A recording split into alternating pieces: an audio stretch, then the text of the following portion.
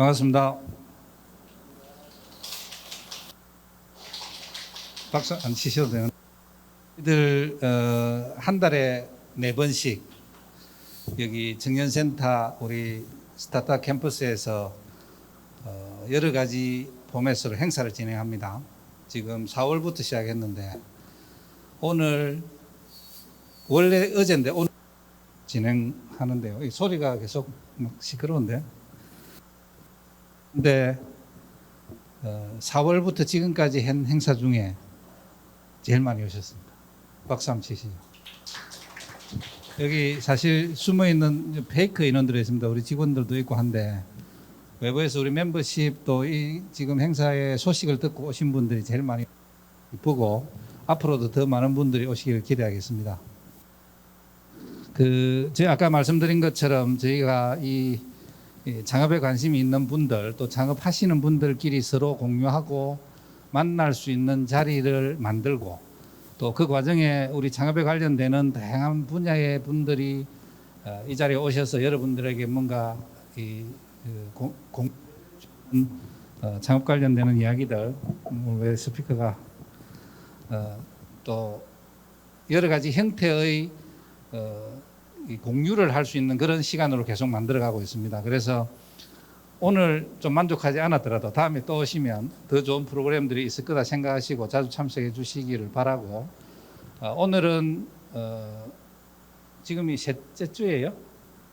네, 셋째 주라서 트렌드 설명회라는 포맷으로 진행을 합니다. 그래서 창업에 관련되는 여러 가지 형태의 주제들을 정해놓고 진행을 하는데 오늘은 엑셀러레이터라는 게 아마 여러분들 아시는 분 아시겠지만 생소한 분야일 수 있습니다. 우리가 창업을 하면 그 창업자들이 좀 뭔가 더 잘할 수 있도록 도움을 받을 수 있는 우리 대한민국 정부의 법으로 만들어 놓은 창업기획자라는 이름이 영어로 엑셀러레이터입니다. 그래서 창업한 사람들이 더 잘할 수 있도록 도와주고 끌어주고 가르쳐주고 투자도 해주고 하는 그런 역할을 하시는 우리 창업에 매우 중요하신 분들인데, 우리 서울에서 이 대한민국에 엑셀러레이터 1호 엑셀러레이터라고 소문이 나 있습니다.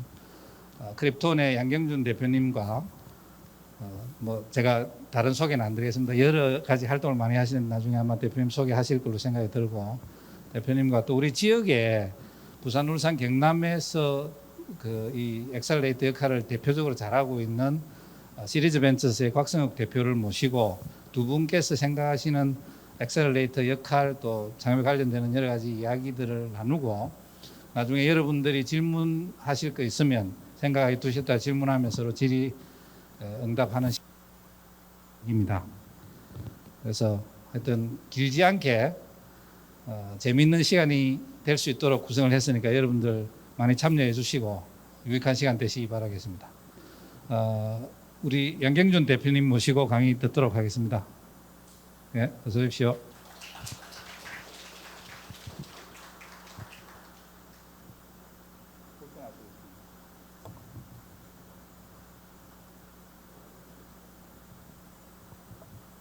여기서 하면 되나요? 네. 반갑습니다. 크립톤 양경준 대표입니다. 오늘 왜 이렇게 많이 오신 거예요? 네, 많이 안 오실 줄 알고 부담 없이 왔는데. 네, 경남에 자주 와야 되는데 굉장히 좀 오랜만에 온 것 같습니다. 저희 회사 멤버들이 아마 기회 될 때마다 종종 오는 걸로 알고 있는데 저도 더 자주 와야 되는데 자주 못 와서 죄송하고 불러주셔서 감사합니다.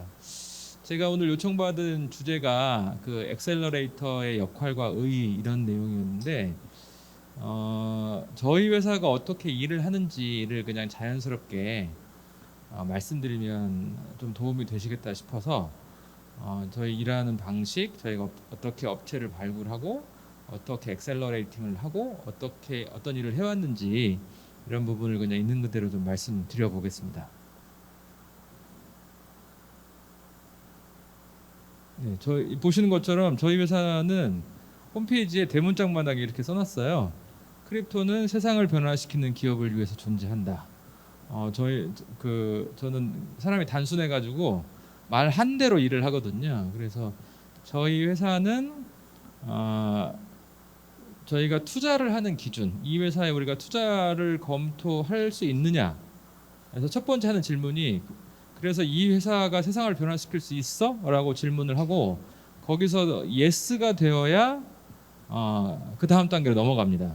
그러니까 일반적인 투자자들이 사실 이런 질문에 익숙하지 않고 투자의 기본 그 업은 투자 수익 창출이잖아요. 그래서 투자 수익을 먼저 보는 게 당연한 건데 저는 약간 이상주의자 성향이 조금 있어서 세상을 변화시킬 수 있어? 라고 질문을 먼저 하고 그리고 그 다음에 그 사회적인 임팩트를 크게 하기 위해서는 세상에서 인정받는 기업이 되어야 되잖아요.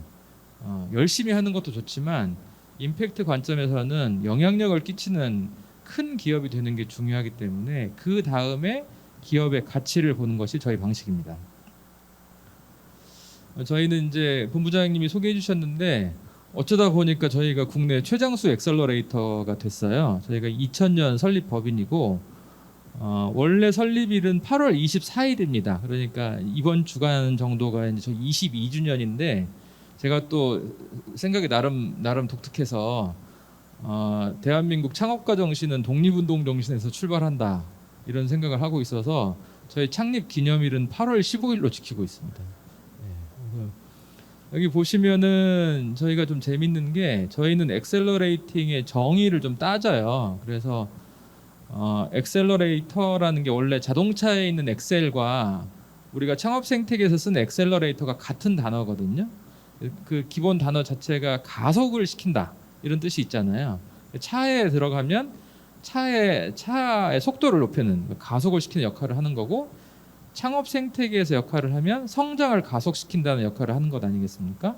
그래서 그러면 그렇게 보면 꼭 스타트업에게만 엑셀러레이팅이 적용되는 건 아닌 것이죠. 그래서 저희는 성장을 가속시킬 수 있다면 기하급수적인 성장이 가능하다고 하면 성장 단계를 구분하지 않아요. 그래서 보시는 것처럼 아예 저희 크립톤 36이라고 해서 예비 창업가도 저희가 육성을 하고요. 그 다음에 중소기업이나 뭐 코스닥 상장 기업도 저희한테 요청을 합니다. 뭐 자기들이 그 성장의 정체가 됐을 때, 뭐 예를 들면 창원에 본사를 두고 있는 옵트론텍 같은 기업도 그 IR 필터 분야로는 세계적인 기업인데 상장을 했는데 문제가 생기니까 저희한테 다시 연락이 와서 어떤 문제를 해결해 달라고 하는 거죠. 저희가 지금 대기업 같은 경우는 뭐 LG, 교보생명그룹하고 이제 협업을 하고 있는데 여기도 성장의 정체가 되면 저희가 할 수 있는 역할로 서포트를 하는 거죠. 그렇게 저희가 그래서 올 스테이지 엑셀러레이터라는 저희가 좀 표현을 쓰고 있습니다. 그리고 여기 보시면 저희가 좀 빠져 있는 내용이기도 한데요. 저희가 그 지역 재생과 약간 로컬 크리에이터 육성은 일반 스타트업하고 엑셀러레이팅 방법이 좀 다르다라고 판단해서 전년도에 부산 영도에 크립톤 X라고 해서 도시재생만 전문적으로 하는 엑셀러레이터를 따로 만들었고요. 그 다음에 저희 산하에 자산운용사도 하나 있습니다. 조그만데 이것저것 많이 하고 있습니다. 그리고 저희가 지금까지 14개 기업의 상장에 좀 역할을 했습니다. 그래서 여기 이제 보시는 것처럼 뭐 저희가 굉장히 좀 특수 분야, 각 분야에서 독점을 할 수 있거나 진입 장벽이 높은 회사들을 선호하다 보니까 다양한 회사들이 있고요. 저희의 자부심은 뭐 국내에서 가장 많은 IPO 사례를 가지고 있다는 것도 자부심이지만 이 회사들 중에 상장한 지가 뭐 10년 이상 되는 회사들도 있는데 한 군데도 상장 폐지가 된 사례가 없다. 다 여전히 업계에서 왕성하게 활동을 하고 계신다는 것이 저희 자랑거리이고요. 전년도 말에 자료를 한번 만들 일이 있어서 자료를 만들어 봤더니 이 회사들의 합산 기업 가치가 약 7.5조 원 정도 되고 저희 이제 비상장 투자 기업 제외하고 이 정도 지금 평가가 되고 있습니다. 그리고 이제 중요한 내용인데요. 저희가 앞서서 이제 엑셀러레이팅의 정의를 저희는 이렇게 생각한다라고 말씀을 드렸는데 저희는 엑셀러레이팅의 본질에 좀 집중한다 이렇게 이야기를 하고 있습니다.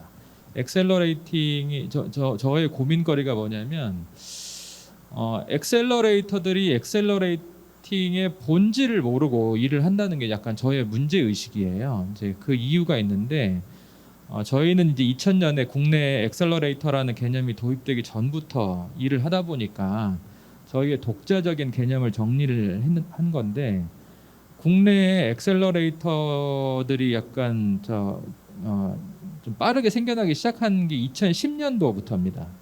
2005년도에 그 세계 최초의 엑셀러레이터라고 평가받는 Y 컴비네이터가 그 문을 열었고, 그 실리콘밸리에서 그게 어느 정도 이제 대세가 되다 보니까 자연스럽게 국내에 2010년도 정도부터 그 엑셀러레이터들이 도입되기 시작했거든요. 그 우리나라 창업 생태계는 뭐 전 세계가 마찬가지지만 실리콘밸리의 영향을 많이 받다 보니까 거기서 뭐가 좀 잘 된다 그러면 자연스럽게 도입이 되거든요.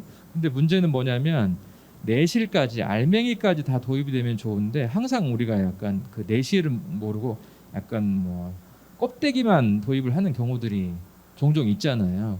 그래서 국내 엑셀러레이터들이 약간 엑셀러레이팅은 그냥 배치 프로그램이다 이렇게 생각하는 것 같아요.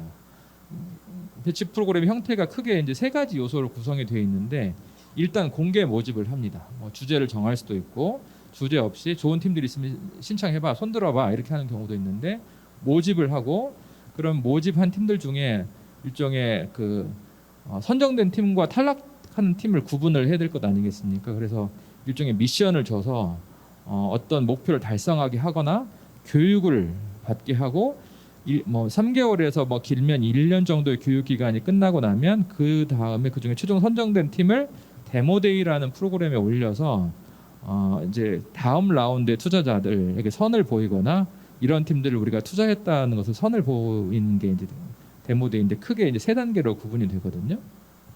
그래서 마치 엑셀러레이팅은 배치 프로그램이다 이렇게 생각하는 경우들이 많은데, 사실은 Y 컴비네이터가 배치 프로그램을 운영한 이유가 있거든요. 그 당시에는 미국에서도 그 창업을 하면 투자를 받기가 어려웠어요. 그래서 그 2000년대 초반이니까 그때는 투자 받으려면 이런 거죠. 집안에 누군가가 금수저가 있어야 되거나, 아니면 그 자기 인맥 중에 정말 돈이 많은 사람이 있어야, 뭐 친인척 이런 쪽에서 투자를 받거나, 아니면 소수의 엔젤들이 움직이던 때였는데, 창업가들도 많지 않고 투자자들도 많지 않은데, 이 폴 그레이엄이라는 그 약간 개발자 출신의 성공한 창업가가 약간 초기 스타트업들을 발굴해서 투자를 해야 되겠는데 발굴하는 방법을 몰랐어요. 그렇다 보니까 하버드 대학 그 재학생을 중심으로 해가지고 여름 학기처럼, 여름 캠프처럼 모집 공고를 낸 게 배치 프로그램의 출발이었거든요.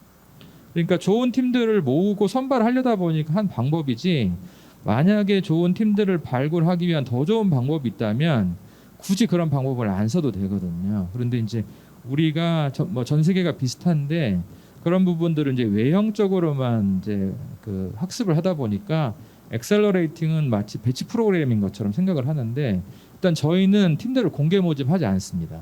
배치 프로그램도 돌리지도 않아요. 저희는 집체 교육이라는 게 아예 없습니다. 그래서 저희 기준에 맞는 팀들을 개별적으로 발굴해서 그 팀에 맞게 육성을 하는 게 저희 방식이에요. 1대1 방식으로. 대신에 저희는 제가 일부러 자료 페이지를 하나 만들어 놨는데, 실제 저희가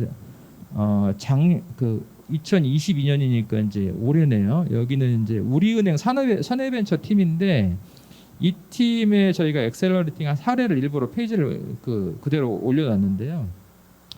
여기 보시면은 여기 이제 6단계가 있지 않습니까? 저희는 팀을 발굴을 하면 6단계 엑셀러레이팅 로직을 돌립니다. 그래서 그 팀한테 질문을 던져요. 첫 번째,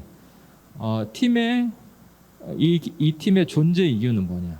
그러니까 왜 창업을 했느냐?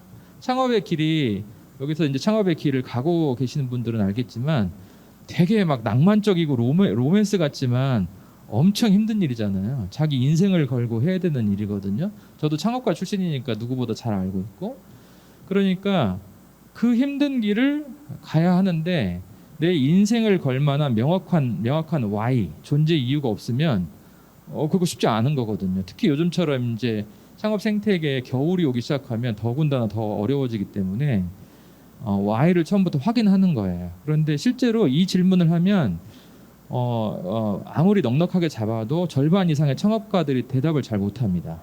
왜냐하면 대부분 돈 되는 사업 모델, 유행하는 사업 모델로 창업을 하려고 하거든요. 창업을 해야 되는데 나의 명확한 Y가 정립이 안 돼 있다 보니까 그렇게 선택들을 많이 하시죠. 그러나 그렇게 되면 소위 데스밸리를 통과하기가 어렵다. 그래서 저희는 먼저 Y를 정립하고요. 그리고 사업 모델이라고 하는 것은 창업가의 Y를 구체적으로 실현하는 방법이 사업 모델이기 때문에 Y가 검증이 되면 그 다음에 사업 모델 검증을 합니다.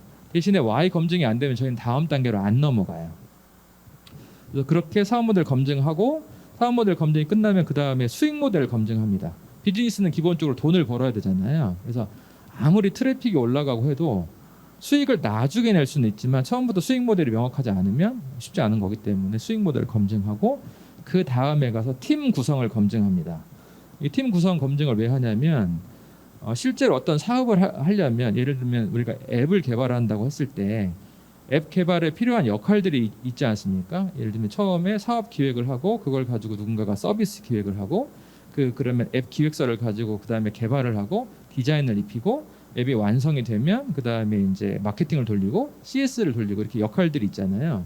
그래서 그 사업 모델에 필요한 역할을 먼저 설정을 하고 그 역할에 필요한 최선의 인재를 어떻게 확보할 것이며 그 다음에 뭐 여러 가지 여건상 돈이 없거나 사람이 없을 때 최선이 아니면 플랜 A가 아니면 플랜 B, C를 어떻게 구현할 건가. 그 다음에 그 인재들 어떻게 팀 워킹을 해서 유기적으로 조직이 움직이게 할 것인가를 네 번째 단계에서 검증을 하고요. 팀 구성이 검증 끝난 다음에 MVP 검증을 합니다.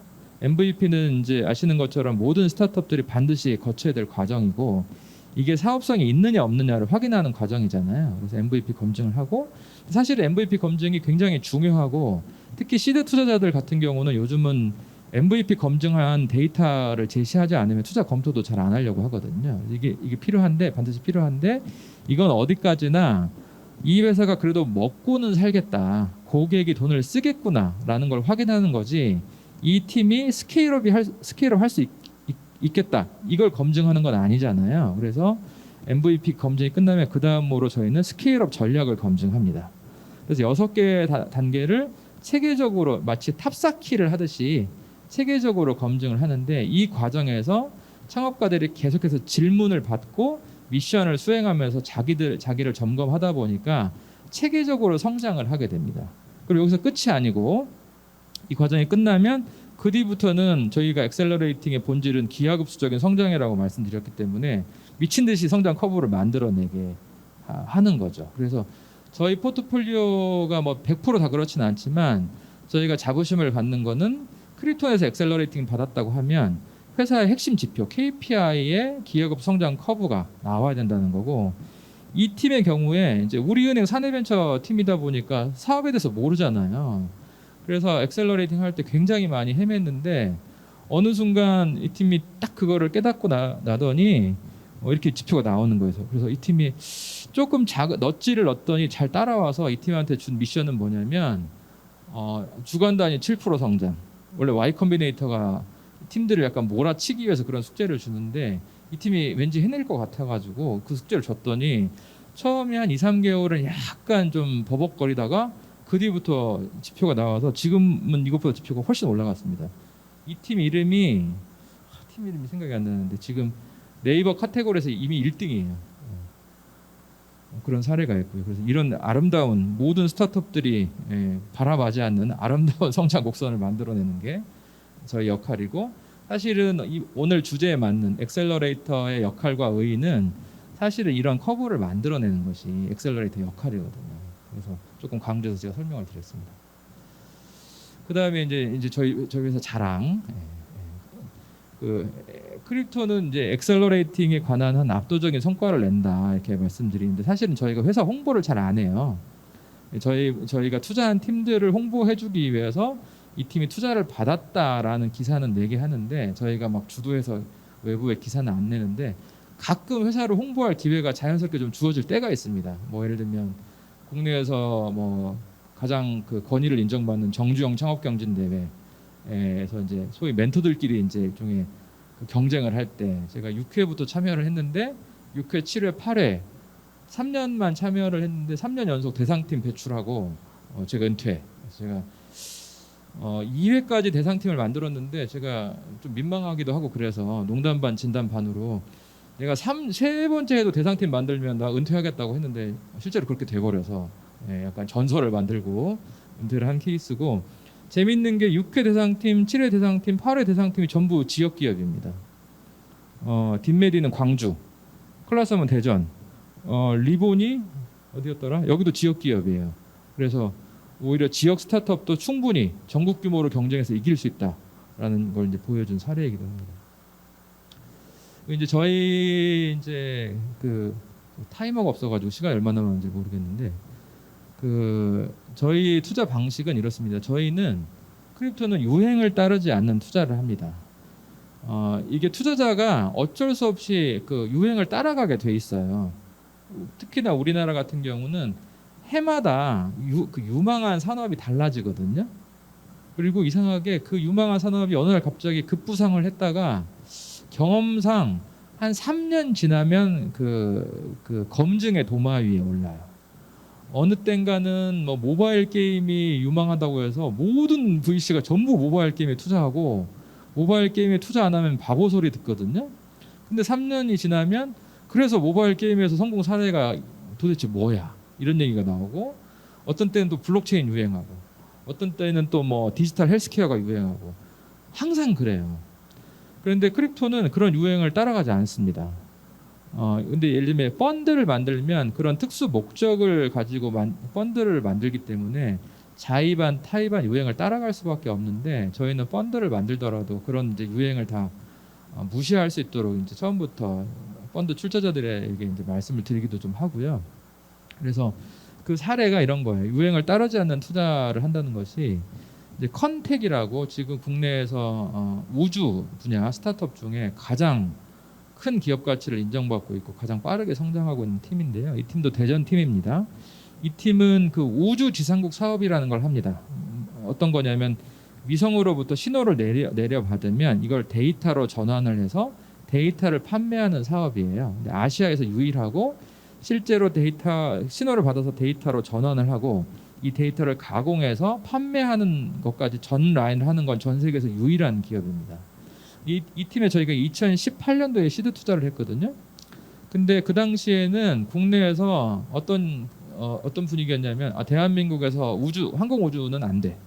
이런 인식이 있었거든요. 그런데 저희는 생각이 달랐어요. 그래서 2017년도부터 대한민국에서 우주 산업은 우리가 봐도 안 될 것 같은데 그래도 해야 돼. 이거는 일종의 그 땅 따먹기하고 비슷해가지고 지금 우주 산업에서 뭔가 거점을 만들지 못하면 앞으로 미래가 없다 이런 생각이 들어서 어떻게 했냐면 저희는 룩셈부르크로 갔어요. 그 룩셈부르크가 그 우주 산업을 국가 전략으로 육성하고 있는 그 나라여서 전 세계 스타트업들을 이제 모으고 있어서 저희가 일부러 가서 야 대한민국 상황 이래서 대한민국에서는 우주 산업 육성이 안 될 것 같은데 우리가 좋은 기업을 발굴할 테니 너네가 좀 육성해줘. 이렇게 이제 저희가 어필을 한 거죠. 그래서 그 분야에 대해서 미리 학습을 해놓고 나서 2018년에 컨택을 만난 거예요. 저희는 보자마자 바로 투자했습니다. 그런데 재미난 게 뭐냐면 컨택이 2012년도에 설립된 회사거든요. 2018년도까지 투자를 못 받았어요. 왜 그러냐면 야 한국은 안 돼. 한국에서 우주 산업 택도 없어. 근데 저희는 이미 스터디가 돼 있었기 때문에 그 유행을 벗어나 있는데도 불구하고 투자를 했거든요. 근데 재미난 현상이 2021년이 되니까 정부에서 이제 우주산업 육성하겠다 선언을 한 거예요. 저희가 선언하라고 하지 않았거든요. 근데 이제는 우주산업 육성을 해야겠다고 하면서 예산도 많이 투입이 되고 하다 보니까 관련된 산업들이 이제 급부상하기 시작하고 스타트업들도 투자를 많이 받기 시작했죠. 그래서 저희가 이 회사에 시드 투자를 했으니까 밸류 낮게 투자했는데 지금 밸류가 거의 2천억이고 내년에 지금 저희 투자한 지 4, 5년 만에 상장 준비를 하는데 내년에 상장하면 기업 가치 거의 5천억 보고 있거든요. 그래서 이런 유행을 따르지 않는 투자를 한다라고 말씀드린 거고요.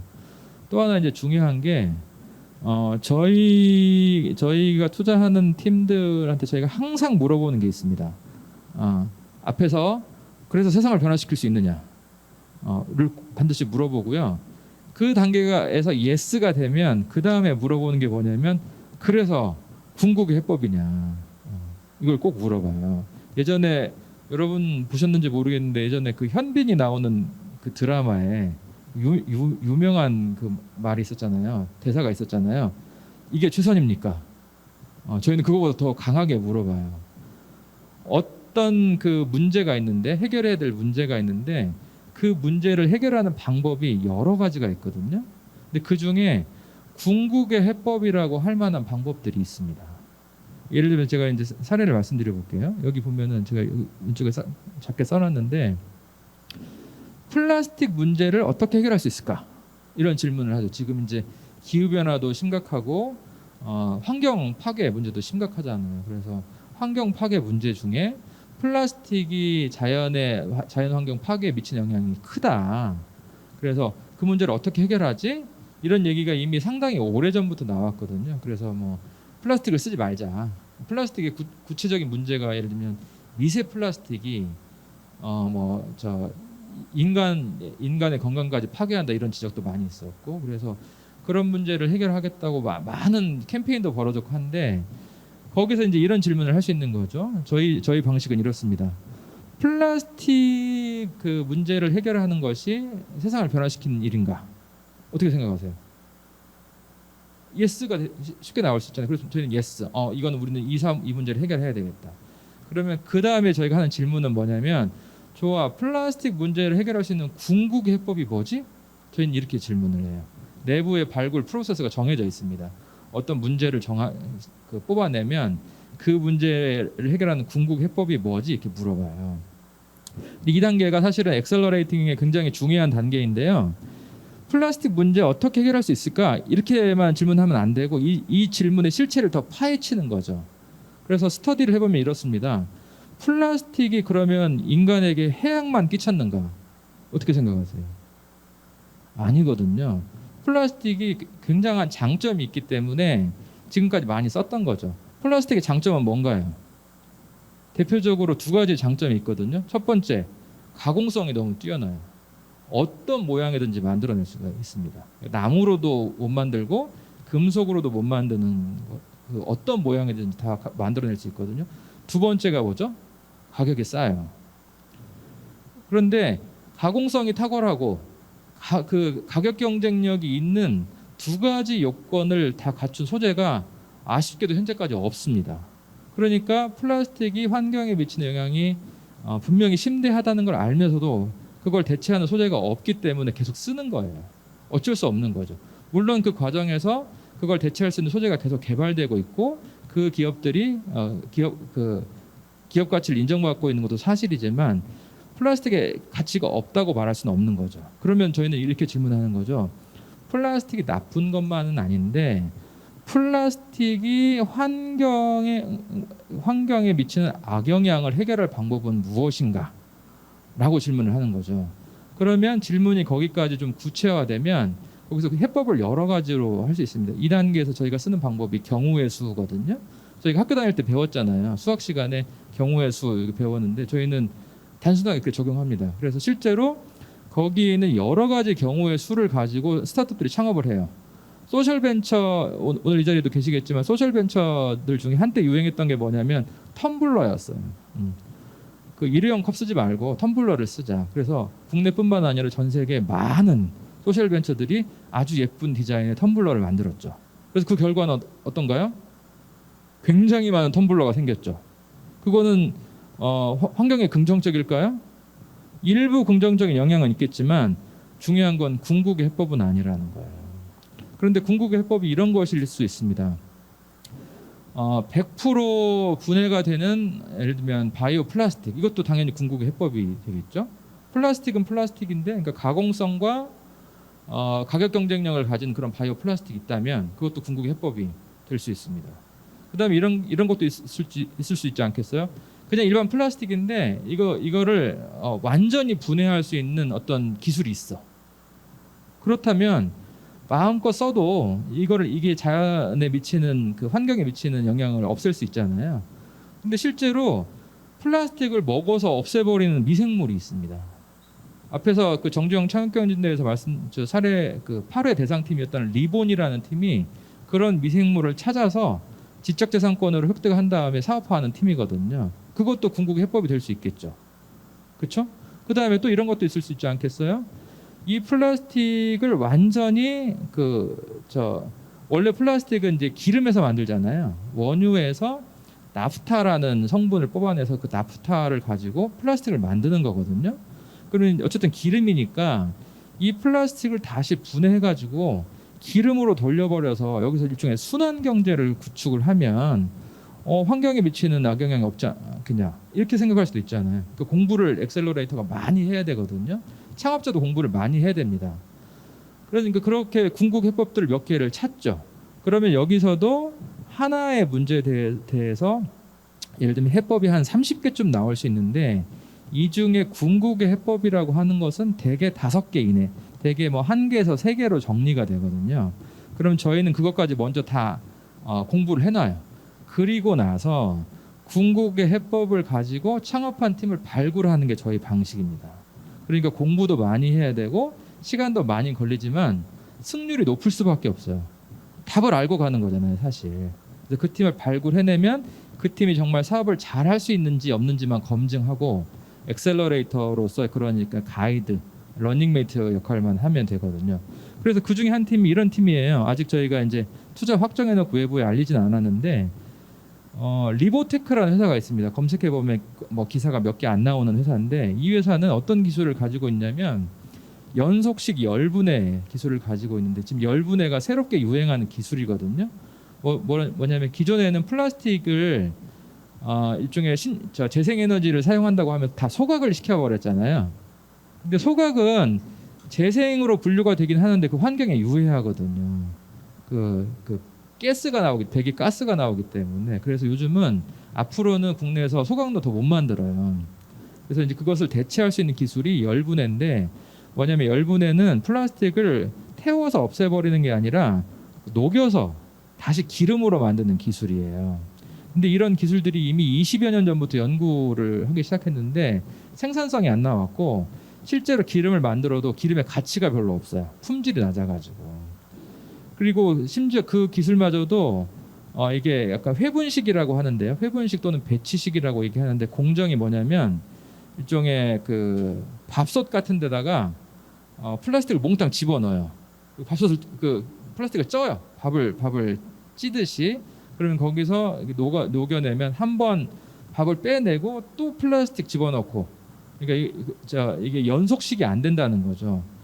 그런데 이 기술이 필요한 건 아는데 이게 연속식으로 되어야 생산성이 나오는데 저희가 이제 이런 내용을 알고 국내에서 찾다 보니까 국내에 연속식 열분해 기술을 가진 곳이 딱 하나밖에 없어요. 저희는 기술 검증까지 다 하기 때문에 그 회사가 리보테크인데 이 회사는 심지어 위치가 경북 문경에 있습니다. 그 대중교통도 안 좋아가지고 한 번씩 가려면 진짜 힘든데 이 회사를 어떻게든 찾아내가지고 저희 거기까지 가서 우리는 뭐 하는 회사고 우리가 왜 관심을 가지게 되었으며 이런 거 다 설명을 해서 발굴을 하거든요. 제가 볼 때 이 회사가 이 기술 개발하느라고 지난 한 10년 동안 엄청나게 많은 비용을 까먹어서 재무제표도 별로 안 좋고 한데 기술을 봤을 때 이 회사가 가장 탁월하고 진입장벽도 높아서 저희는 이런 회사에 투자하는 거예요. 궁극의 해법이기 때문에. 그래서 이런 회사들이 앞으로 한 5년 이내가 되면 큰 문제만 없다면 이제 상장까지 갈 수 있는 이런 사례들을 만드는 거죠. 그래서 저희는 그냥 대부분의 투자자들이 그냥 좋은 팀, 좋은 팀이면 소개 좀 해봐, 제안 좀 해봐 이렇게 하는데 저희는 그렇게 안 하고 아무래도 저희가 오랫동안 일을 하다 보니까 좋은 팀들을 추천을 많이 받는 것도 맞지만 저희가 이런 저희의 발굴 로직을 가지고 이제 적극적으로 업체를 발굴한다. 그게 좀 저희 차이다 이런 말씀 좀 드리겠습니다. 장황하게 설명은 드렸는데요. 여기까지 그리고 짧게 좀 말씀드리면 저희가 세상을 변화시키는 게 저희 회사의 이제 방식이다 보니까 저희는 영리 비영리 영리 소셜 구분 안 합니다. 그래서 소셜 벤처 영역에서도 저희가 성과를 많이 내서 국내에서 소셜 벤처 분야에서 좀 인정을 받았다 그러면 저희 포트폴리오이고요. 뭐 예를 들면 두성 컴퍼니 같은 경우는 원래 노숙자 문제를 해결하기 위해서 만들어진 소셜 벤처인데 지금 이제 풀필먼트 분야 국내 1위로 성장한 기업이고, 토도웍스 같은 경우는 이제 그 행동의 장애를 겪는 분들의 문제를 해결하기 위해서 했는 그 만들어진 소셜 벤처인데 이 부분 뭐 꺼져버렸네요. 압도적인 뭐 회사가 됐고요.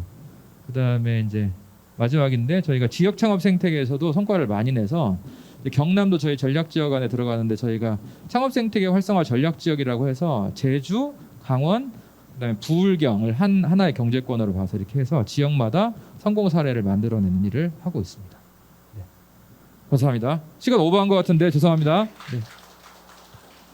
네, 서울에서 20년 넘게 하신 이야기를 30분에 다 하기가 힘들어서 제가 용서해드렸습니다. 그럼 벌써 잘랐어요.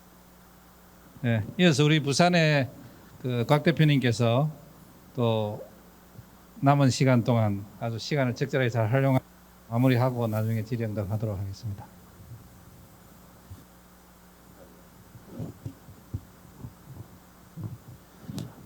네, 반갑습니다. 저는 시리즈 벤처스의 곽성욱이라고 합니다. 반갑습니다.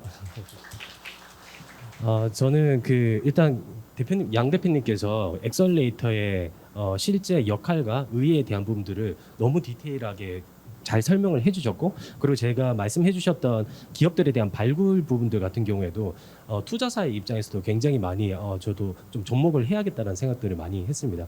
그래서 저는 엑셀레이터의 역할 이런 파트보다는 시리즈 벤처스가 어떤 회사고, 그리고 저희가 지역에서 활동을 하면서 어떤 기업들을 발굴을 하고 어떤 성과를 내고 있는지 위주로 해서 퀵하게 설명을 드릴 수 있도록 하겠습니다.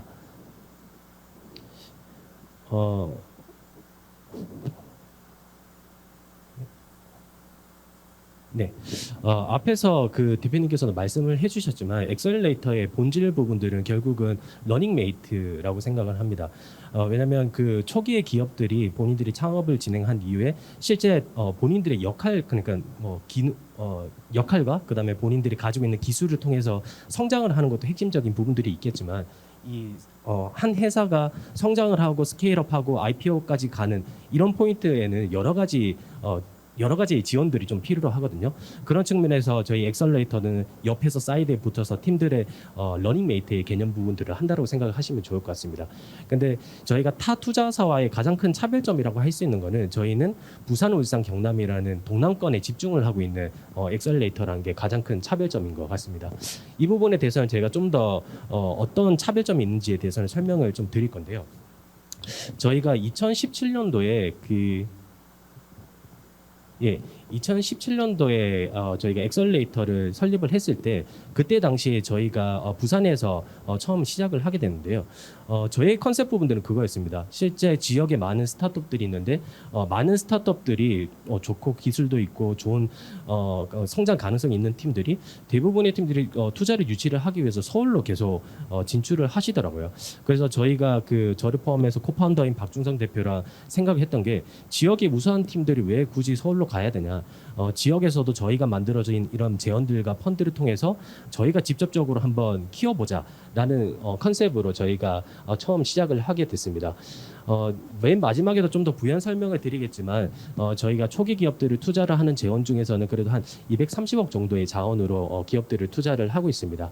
이 재원에는 경남 창조경제혁신센터가 같이 만든 지스트롱 혁신창업 펀드를 포함해서 저희가 단독으로 운영을 하고 있는 펀드들을 확보를 하고 있습니다. 그리고 저희의 가장 큰 장점이라고 할 수 있는 거는 단순히 지역에서 투자 활동을 하는 걸로 끝나는 것이 아니라 기업들에 대한 후속 매칭 부분들을 적극적으로 진행을 해서 좋은 성과 부분들이 나온 게 저희 회사의 자랑인 것 같은데, 그 부분도 뒤쪽에서 좀 더 상세하게 설명을 드리겠습니다. 저를 포함해서 공동 창업자인 박중상 대표 같은 경우에는 저희가 원래 금융권에서 경험 부분들을 좀 확보를 하고 있습니다. 그래서 타 엑셀레이터 분들과의 차별점은, 대부분 엑셀레이터 대표님들은 창업자 출신인 분들이 좀 많이 있으시거든요. 근데 저희는 금융권 출신이다 보니까 실제 기업들의 엑셀레이팅을 할 때 저희가 잘하는 거를 하자 라고 생각을 해서 기업들의 그런 서포트를 하는데 한마디로 기업들의 재무적인 부분들은 저희가 다 터치를 한다의 컨셉으로 기업들이 서포트를 하고 있습니다. 그러다 보니까 저희가 투자를 할 당시에 기업들이 실제 어느 정도까지의 꼭지점으로 갈 수 있는지에 대한 분석 부분들을 진행을 하고요. 그거에 맞춰서 저희가 셋업을 할 수 있는 재무적인 전략 부분들을 수립을 하면서 저희가 투자를 하다 보니까 실제 저희가 투자를 했던 29개의 팀들 중에서 저희 투자 이후에 1년 내로 한 90% 이상 팀들이 후속 투자는 다 받는 상태입니다.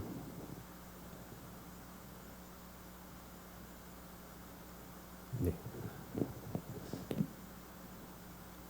저희는 부산, 울산, 경남에 소재를 한 팀들을 한 29개의 팀들을 투자를 했고요. 실제 저희가 투자를 하고 있는 금액 사이즈는 1억에서 5억 정도의 사이즈로 투자를 하고 있습니다. 아까 양 대표님께서도 말씀을 해주셨지만 엑셀레이터들은 많은 팀들이 배치 프로그램들을 운영을 하고 있는데요. 저희가 운영하고 있는 시리즈 스트롱이라는 이 배치 프로그램 경우에는 당연히 일반적인 엑셀레이팅 프로그램도 들어가긴 하지만은 주력적으로 하는 거는 이 배치 프로그램에 참여를 한 팀들의 저희가 의무적인 투자 부분들이 진행한다는 게 가장 큰 좀 차별점인 것 같습니다. 네. 아까 말씀드린 것처럼 저희는 단순히 지역의 소재를 한 팀들을 투자라는 엑셀레이터로 끝나는 것이 아니고요. 지역의 소재 한 팀들을 저희가 러닝메이트의 개념으로 사이드에서 계속적으로 기업을 성장시키는 그런 장점이 있는데요. 대표적인 사례 부분들 같은 경우에는 경남에 소재한 두 팀이 지금 IPO 트랙을 저희가 지금 밟고 있는데 첫 번째로는 킥더들 같은 경우에는 저희가 초기에 시드머니 부분들을 저희가 투자를 한 이후에 지금 2년이 됐는데 지금 멀티플 한 37배 정도가 나와 있어요. 그런데 지금 라운드를 지금 돌면서 IPO 트랙을 밟고 있는데 저희가 생각하기에는 그리고 저희가 희망하기로는 해당 팀이 경남에 소재란 첫 번째 유니콘 기업이 되는 것을 꿈꾸면서 저희가 키워 나가고 있고요. 그리고 자이언트 케미칼 같은 경우에는 이 팀도 경남에 소재를 한 팀입니다. 이 팀은 규산 마그네슘이라는 케미칼을 만들고 있는 팀인데요. 이 팀은 저희가 그 회수 부분들을 완료를 한 팀입니다. 이 팀도 저희가 초기에 기업을 경남 창조경제혁신센터를 통해서 저희가 발굴한 이후에 해당 팀의 시드 머니를 투자를 하고 저희가 보육을 통해서 멀티플 20배로 해가지고 회수까지 완료를 했습니다. 그리고 보시는 것과 같이 저희가 투자를 했던 대부분의 팀들이 소재 부품 장비 쪽 분야로 좀 많이 초점이 맞춰져 있어요. 근데 이 영역으로 좀 초점이 많이 맞춰져 있는 게 지역적인 색깔 부분들이 결국은 소부장 쪽 팀들이 꽤 많이 있다 보니까 저희가 부득이하게 소부장 쪽 팀들을 딜들을 많이 보다 보니까 이쪽을 파트를 집중하게 되는데 저희가 2017년도쯤에 처음에 소부장 관련된 팀들을 투자를 할 때 결국 그 시장 내에서 봤을 때 제일 중요한 게 메가 트렌드 이런 파트가 굉장히 중요하거든요. 근데 저희는 동남권에서 기업들을 투자를 하다 보니 결국 이제 소부장 딜들을 많이 받다 보니까 탑다운의 방식으로 기업들의 메가 트렌드 이런 거를 분석 안 하고 여기에서 소재를 한 팀 중에서 좋은 팀을 옥석을 가져서 투자를 하자 이런 컨셉을 가졌는데 운이 좋게 그때 당시에 그 무역 정쟁이나 이런 것들이 생기면서 소부장의 기업들을 육성하자라는 정책 부분들의 방향이 갑자기 이렇게 틀어지다 보니까 저희가 투자를 했던 팀들이 퍼포먼스가 꽤 좋게 많이 나왔습니다. 그리고 부가적인 부분들로 저희가 투자를 했던 소부장뿐만 아니라 29개의 팀들 중에서 IPO 트랙을 밟고 있는 팀들 이외적으로 지금 한 개 팀은 저희가 회수가 완료가 됐고 한 개 팀 같은 경우에는 지금 매각 부분들을 진행을 하고 있습니다. 그리고 한 개 팀은 매각이 이미 완료가 됐고요. 저희의 핵심적인 투자의 택틱이라고 해야 되는 부분은 지역 생태계 내에서 스타트업이라는 토픽 자체도 굉장히 생소하기도 하고 그 다음에 많은 출자를 해주시는 LP분들이라고 해야 되죠. 이분들도 굉장히 좀 의아하게 좀 많이들 생각을 하시고 스타트업에 대한 부분들은 약간 돈을 잃는다라는 생각들이 많이 있으셔서 저희의 택틱은 저희의 원샷 원킬을 한다는 컨셉으로 투자를 하고 있습니다. 왜냐하면 저희가 발굴하고 투자한 팀이 만약에 성과가 안 나오고 만약에 이 팀이 폐업을 하게 된다라고 하면은 저희가 그 딜만 끝나는 것이 아니라 생태계에 별로 좋지 않은 영향을 줄 수 있다라는 그런 약간 강박관념 때문에 원샷 원킬을 한다라는 그런 택틱을 가지고 사이드에 붙어서 서포트를 하다 보니까 그래도 팀들이 조금 잘 따라와 주셔가지고 좋은 성과들이 좀 나오는 것 같습니다. 그리고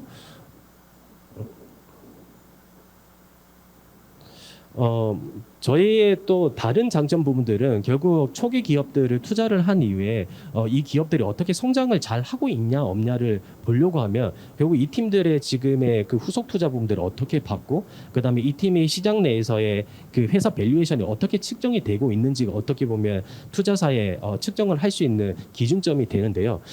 저희가 투자한 팀들 같은 경우에는 단순히 저희가 기업을 발굴한 이후에 VC에 소개를 하는 걸로 끝나는 것이 아니라 기업을 발굴을 하고 이 팀에 저희가 투자에 대한 부분들을 검토를 할 당시가 되면은 저희가 주력적으로 좀 파트너십을 맺고 있는 IPO 주관사 팀들과 이 팀에 대한 딜들을 같이 보는 작업들을 합니다.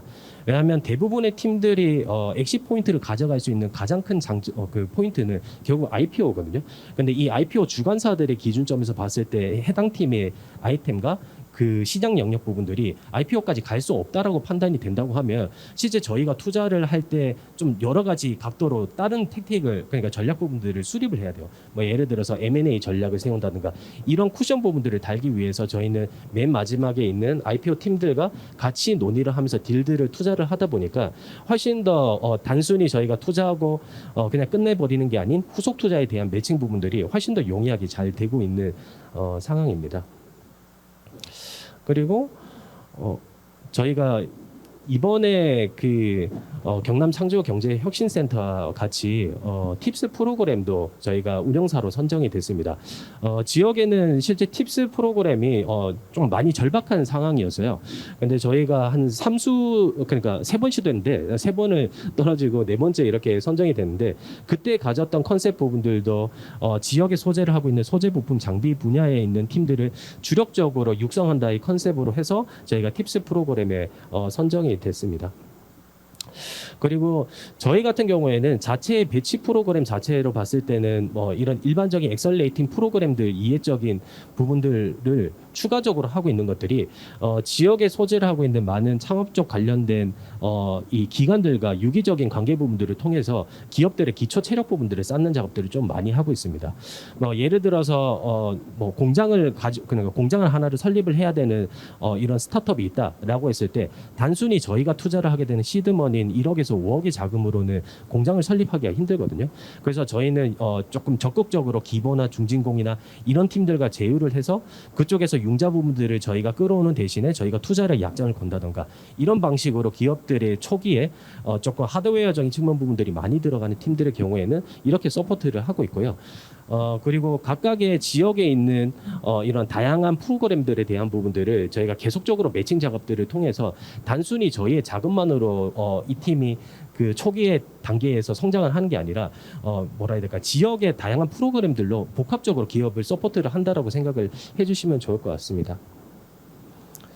그리고 저희가 이번에 좀 준비를 하고 있는 게 공유 오피스 사업을 지금 준비를 하고 있습니다. 지역에서 저희가 활동을 하면서 가장 크게 많이 느꼈던 부분들이 공간에 대한 부분들이 굉장히 많이 있더라고요. 근데 이 공간 부분들이 특히나 산업단지 위주로 많이 배치가 되어 있다 보니까 실제 조금 좋은 인력들 그리고 좀 더 좋은 바이브에서 일을 하고 싶어하는 그런 인재분들의 육성 부분들, 그냥 유치 부분들이 좀 어렵다라고 생각이 들어서 저희는 이번에 그 2024년도에 건립되게 되는 유니시티의 한 3,000평 정도의 공간에 한 2계층 한 500평에서 한 700평 정도의 공간으로 공유 오피스를 사업을 하려고 하고 있습니다. 이 공간 같은 경우에는 저희가 제조업들을 그러니까 제조업뿐만 아니라 다양한 스타트업들을 육성하고 유치를 하는 작업들을 진행을 할 건데 뭐 이런 제조업에 있는 팀들이 갑자기 들어오기는 힘들다라고 생각을 하고요. 기존에 있었던 제조업에 플러스적으로 붙일 수 있는 그런 기술 부분들을 할 수 있는 전략 팀들을 유치를 할 수 있는 컨셉으로 해서 약간 저희가 신제조 컨셉으로 저희가 기업들을 유치를 하려고 하고 있습니다. 그리고 해당 공간에는 저희뿐만 아니라 수도권에 있는 투자사의 한 3군데 정도의 기업들을 유치 작업들도 하고 있어가지고 새로운 생태계를 만드는 거에도 저희가 노력하려고 하고 있습니다. 아무튼 저희 회사에 대한 소개 부분들을 간단하게 좀 드렸고요. 아마 토크쇼를 통해 가지고도 지역에서 투자를 희망하시는 대표님들이 있으실 건데 그런 분들에 대한 질문에 답변을 적극적으로 드릴 수 있도록 하겠습니다. 감사합니다.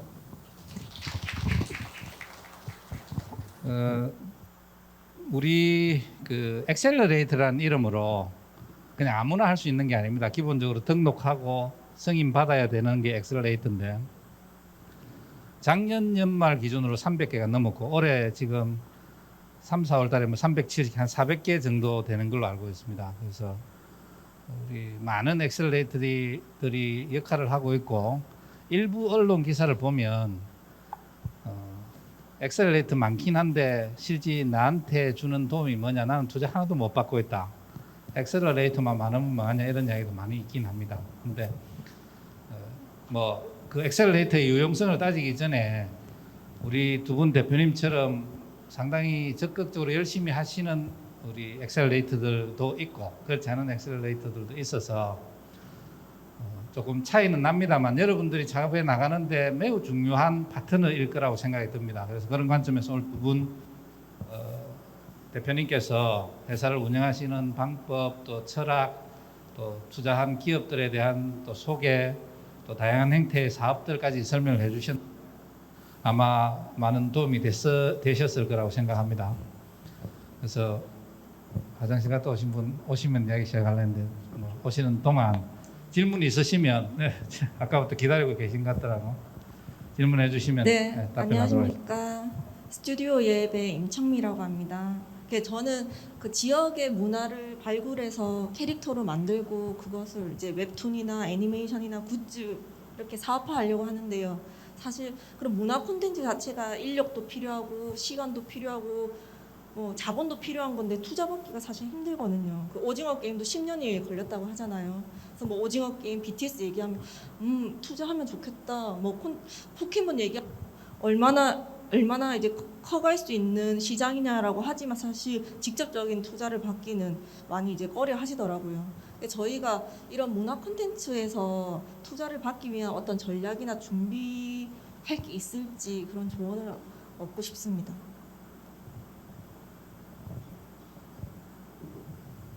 일단 전 그 좀 더 현실적인 측면에서 조금 저의 소견을 한번 드리면 일단 문화 콘텐츠 파트로 투자를 못 받는다라는 거는 전 절대 아니라고 생각을 합니다. 하지만 반대로 또 연결되는 부분들이 좀 쉽게 투자를 받을 수 있는 영역은 좀 아닌 부분들이 좀 있긴 합니다.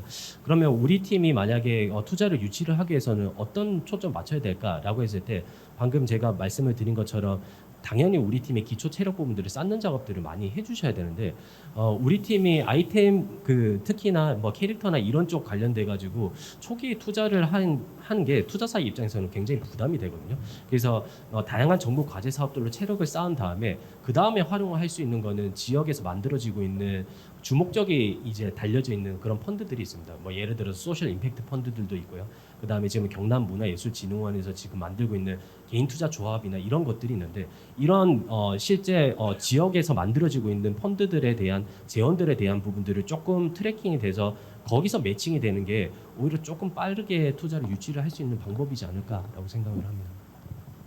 제가 좀 첨언을 하면 이제 대표님뿐만 아니라 투자자들이 별로 선호하지 않는 분야가 분명히 있어요. 그래서 특히 이제 로컬 크리에이터나 문화 콘텐츠 쪽 투자 받기가 어려운 게 사실입니다. 그런데 그 분야뿐만 아니라 투자를 받고자 하는 그 모든 창업가들이 좀 알아두시면 좋은 게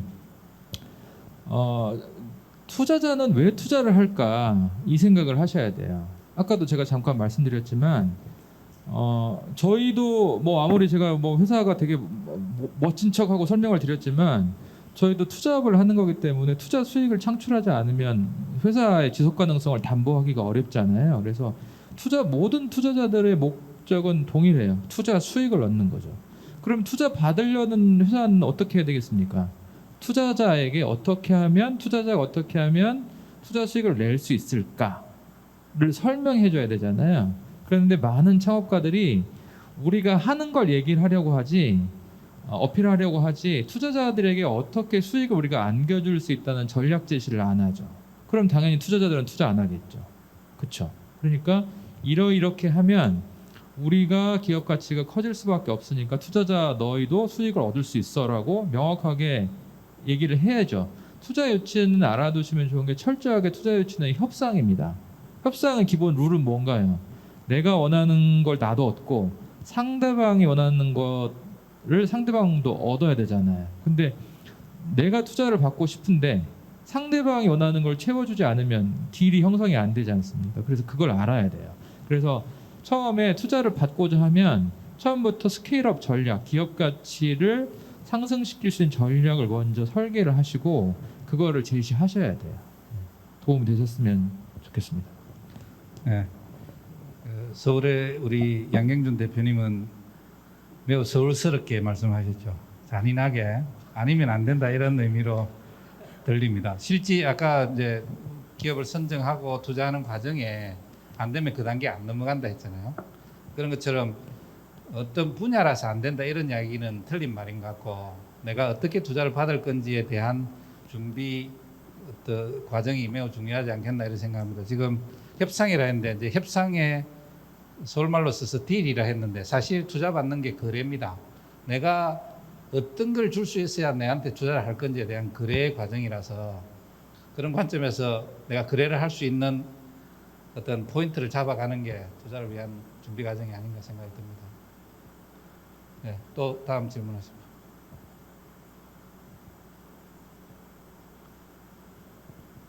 예, 눈치 보지 마시고 질문하시면 됩니다. 네, 저는 경남 사회적경제통합지원센터에서 근무하고 있는 황지영이라고 하고요. 일단 두 분께 공통적으로 여쭤보고 싶은 거는 그 엑셀러레이터든지 이런 투자사로서 활동을 할 때 그 파트너사들을 독려를 하고 응원만 하는 입장이 아니라 그들이 진행 과정에서 좀 막힘이 있을 때 솔루션을 제시하거나 재원을 좀 해줄 수 있어야 된다고 생각을 하는데 물론 아이디어가 풍부할 때도 있지만 아이디어나 지식이나 경험이 조금 막힐 때가 있을 때도 있을 것 같아요. 그럴 때 그 애론을 어떻게 해소하시는지가 좀 궁금합니다. 네, 이번에는 제가 먼저 좀 답을 드리면 사실 굉장히 어려운 질문이에요. 그래서 엑셀러레이터는 초기 투자를 하기도 하지만 우리 이제 곽 대표님도 말씀하셨지만 러닝메이트 역할이 사실 되게 중요하거든요. 근데 러닝메이트가 이렇잖아요. 어디가 막혀가지고 굉장히 힘들어 하는데 아니야 잘할 수 있어 힘을 내봐 이렇게만 얘기하는 게 러닝메이트가 아니잖아요. 같이 뛰는 거니까 그럴 때 같이 속상해도 하고 어떻게 방법이 있을까 같이 고민도 하고 뭐 현장에서 같이 부딪히기도 해야 되니까 그래서 저희는 이제 그런 것 때문에 이제 저희의 방식은 그래서 엑셀러레이터가 창업 경험이 있는 사람만 저희는 엑셀러레이터를 하게 합니다. 왜냐하면 창업가들이 어떻게 생각을 하고 그 문제를 어떻게 접근을 하며 뭐 이런 걸 다 알아야 되는데 그 공감의 힘도 중요하고 이래서 이제 그런 부분으로 좀 해결을 하고 담당 엑셀러레이터가 그 회사를 마치 자기가 공동 창업자인 것처럼 A부터 Z까지 다 하게 해요. 물론 그렇게 해도 부족한 부분이 분명히 있습니다. 그래서 이 업이 정말 그 피곤한 업인 게 그냥 단순히 투자만 하면 이 회사가 잘 안 되면 그럴 수도 있지. 좀 속상하네. 에이 다른 회사로 돈 벌지 이렇게 할 수 있는데 이건 거의 런닝메이트이기 때문에 잘 되는 회사가 있으면 기쁜데 안 되는 회사가 있으면 창업자만큼 속이 상해서 스트레스를 달고 살아야 되는 법이에요. 그래서 사실은 정답은 없을 것 같은데 그 엑셀러레이터가 그만큼 충분히 역량과 노하우를 쌓아가면서 노력을 할 수밖에 없다. 저는 이렇게 말씀드릴 수 있겠습니다. 저희는 일단 기업들을 투자를 하면서 좀 많이 느낀 게 1년에 저희가 만나는 팀들이 뭐 작게는 500에서 많게는 1000개 기업이거든요. 이 말즉슨 저희가 심사를 하고 검토를 해야 되는 영역이 너무 다양하더라고요. 그래서 저희가 스타트업 러닝 메이터의 역할을 하긴 하지만 저희가 그 해당 분야의 대표님의 전문가이신데 저희가 옆에서 하는 그 첨언 부분들이 이게 다른 방향으로 가는 경우들을 저희가 몇 번을 경험을 하고 그래서 아까 말씀드린 것처럼 저희는 정말 굉장히 드라이하게 CFO의 역할 부분들 자금적인 측면 부분들에 집중을 좀 더 많이 하는 편입니다. 혹시나 저희가 신뢰를 하면 안 되니까 그래서 이 재무적인 부분들 같은 경우에는 저희가 어떻게 서포트를 하냐면 왜냐하면 대표님들께서 제일 어려워들 하시는 게 결국은 자금 조달 파트시거든요. 그래서 첫 번째 저희가 시드가 들어가고 저희가 다음 라운드를 진행을 할 때 후속 투자 부분들이 이제 선뜻 좀 들어오기 힘들어 하세요. 이 지금 뭐 윈터 이즈 커밍이라고 하는데 이미 지금 겨울인 상황이다 보니까 그렇게 좀 몸짓 하실 때 저희가 팔로운 투자를 들어갑니다. 저희가 좀 리딩을 하면서 이렇게 하면 지금 후속으로 들어오는 팀들의 입장에서는 굉장히 쿠션이 많이 달린 상태에서 마음 편하게 들어오거든요. 왜냐하면 기존 투자자가 좀 더 이제 적극적으로 이렇게 팔로우 투자를 하니까 그런 측면에 저희가 지원들도 하고요. 그다음에 저희가 지역에서 다양한 엑셀레이팅 프로그램을 운영을 하다 보니까 그 엑셀레이팅 프로그램에서 제일 많이 저희가 하는 게 저희가 알고 있는 많은 투자 네트워크들을 통해서 계속 매칭 작업들을 해드립니다. 그러니까 아까 뭐 말씀해 주셨지만 컨택 같은 경우에도 팀이 투자를 받을 때까지 40개 이상의 투자사를 매칭을 하셨다고 했는데 그 이상만큼 저희가 매칭을 계속 될 때까지, 왜냐하면 말씀해드린 것처럼 아까 전 질문해 주셨는데 결국 투자사와 스타트업은 결국 저는 고객이라고 생각을 하거든요. 고객이 이게 접점이 맞는 사람들을 만나는 건 결국 많은 사람들 만나야 된다 생각을 해서 그런 매칭 작업들을 지속적으로 저희가 서포트를 하고 있습니다. 우리 황지연 팀장님 말씀하신 질문하신 그 분야가 엑셀러레이터가 하는 역할입니다. 우리 양 대표님 말씀하신 건 그 분야에 좀 더, 그러니까 투자라는 개념보다는 엑셀러레이터가 그 창업을 엑셀레이터 밟아주도록 하고 투자도 하는 건데, 투자라는 개념보다는 좀 이렇게 키워가는 이제 그런 역할 말씀하셨. 곽 대표님은 투자의 아까 CFO의 역할, 러닝메이트로서의 어떤 자금의 역할 이런 부분 말씀해 두 개 다가 엑셀레이터 역할이라서 사실은 엑셀레이터는 초기 창업자의 어떤 성공을 케어하는 그런 창업기획자라는 관점에서 본다면 말씀 질문해 주신 솔루션을 어떻게 풀어나갈지 도와주고 어떤 논의를 하고 하는 그런 역할들이 더 크다고 보면 될 것 같다는 생각이 듭니다. 컨셉적으로 그렇다는 말씀드리고, 두 분 뭐 설명하신 내용들이 아마 전체적으로 이해하는 데 도움이 되셨을 것 같은데 또 질문 오늘 네, 반갑습니다. 저는 한국임업진흥원의 그룹 매니저로 활동하고 있습니다. 임업진흥원하고 산림청에 관련된 일을 하다 보니까 저도 창업지원 조직의 아주 작은 매니저거든요. 산림 자원을 활용해서 성장하거나 또 투자를 해서 지금 현재 진행하고 있는 기업의 사례를 좀 듣고 싶습니다. 산림 자원이라 하면 산림청 산하에 저희가 지원할 세 가지의 테마를 가지고 하고 있는데요. 포레스트 푸드, 그다음에 스톤, 우드도 산림 자원에 들어갑니다. 이야기를 한번 듣고 싶습니다. 제가 그 부분은 말씀드릴 수 있을 것 같습니다. 저희가 앞서서 이제 지역 창업 생태계 활성화를 부르짖는다고 말씀을 드렸는데, 저희가 이제 전략 지역 중에 하나인 강원도가 있는데요. 저희가 지역을 볼 때 그 지역에 적합한 산업 혹은 사업 모델이 무엇인지를 먼저 약간 설계를 하고 들어가는 게 저희 방식이거든요. 처음에 강원도에 접근할 때는 제주도가 당시만 해도 창업에 되게 척박한 지역에서 제주도를 먼저 한 거고, 제주도에서 어느 정도 성과를 낸 다음에 그 다음에 척박한 지역이 어디냐 해서 강원도로 간 거거든요. 그래서 처음에 약간 가설을 세울 때 막연하게 강원도에 적합한 산업이 농업이라고 생각을 했는데, 그래서 이제 요즘 뭐 잘 나가는 로기아 같은 데서도 저희가 투자를 했는데요. 뚜껑을 열어보니까 강원도의 농업은 감자 아니면 고랭지 농업밖에 없어요. 그래서 적합한 산업이 아니어서 과연 적합한 산업이 무엇인지를 2년 넘게 고민하다가 찾은 게 임업입니다. 그래서 이제 뒤져봤더니 국내에 임업 스타트업 중에 아마 지금 고민 많으실 텐데 임업 스타트업 중에 이게 눈에 띌 만한 곳이 없더라고요. 근데 다행히 해외 사례를 보니까 몇몇 괜찮은 팀들이 북유럽 중심으로 있었어요. 그래서 저희도 지금 계속 찾고 있는데 그 중에 하나가 저희가 가능성을 크게 본 게 뭐냐면, 우리가 임업으로 분류가 안 돼 있을 뿐이지 이미 임업은 부가가치가 굉장히 크다는 걸 저희가 확인을 했거든요.